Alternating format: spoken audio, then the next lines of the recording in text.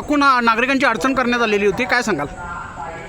खरं तर सत्यवार्ता न्यूजनं टाकली होती बातमी की हे ग्रिल काढून घेतो म्हणून, पण नागरिकांचा या ठिकाणी जाणाऱ्यांचा येणाऱ्यांचा हा जर लोंढा बघितला तर शाळेचे विद्यार्थी असतील किंवा वयस्कर महिला किंवा इथं येणारे गावी जाणारे सगळे नागरिक असतील या ठिकाणी मोठ्या संख्येने जात येत होते, पण त्यांना या अडथळ्यामुळं जाता येत नव्हतं.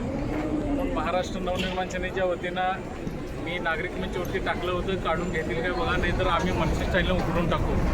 संबंधित अधिकाऱ्यांना जागेवर बोलवून तात्काळ काढून घेण्यास भाग पाडला आणि त्यांनी काढून घेतलं. मी संबंधित डेपो मॅनेजरांचे मी मनपूर्वक आभार मानतो की त्यांनी आमच्या विनंतीला मान देऊन तात्काळ हे काढून घेतलेलं आहे. सर, पाठीमागं जर बघायला गेला तर हा डॉक्टर कॉलनीचा भाग आहे, अनेक रुग्ण येत असतात, नातेवाईक असतात, काय सांगाल सर? नाही, खरंच हा भाग जर बघितला तर आता रहदारीचा प्रमुख मार्ग झालेला आहे. कारण आज इकडं पाठीमागे जर बघितलं तर डॉक्टर कॉलनी आहे, त्याच्यानंतर मखदूम कॉलनी आहे, जुना गडिंग्लजचा भाग आहे, बेळगुदरी कॉलनी आहे, माणिक बाग आहे, खोत कॉलनी आहे, दत्तनगर, राजगुरुनगर वगैरे आहे. आणि इकडं 2 महत्त्वाच्या शाळाही आहेत, जागृती महाविद्यालय हायस्कूल आणि इकडं मुलींचे हायस्कूल आहे. आणि जुन्या गडिंग्लजमध्ये जाणारा भरपूर पायी जाणारा जो प्रवासी किंवा इथला नागरिकांचा वर्ग आहे तो ह्या रस्त्याचाच अवलंब करतो.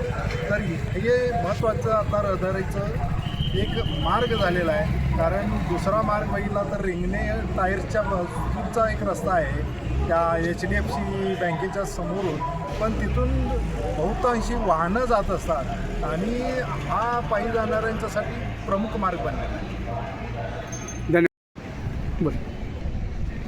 सकाळी ज्यावेळेला तुमची बातमी पडली आणि मग आमच्या वार्डाचे संबंधित नगरसेवक अण्णासाहेब देवगोंडा, डॉक्टर साहेब, त्याच्यानंतर नागरिक मंचमधील काही समन्वयक जाऊन भेटले, सांगितलं. पण महाराष्ट्र नवनिर्माण सेना हे खळकट्याक पद्धतीनं काम करतं आणि त्या पद्धतीनं आपण करून दाखवलेलं आहे. ज्यांनी या कामासाठी मदत केली त्यांचंसुद्धा मी मनपूर्वक आभार मानतो.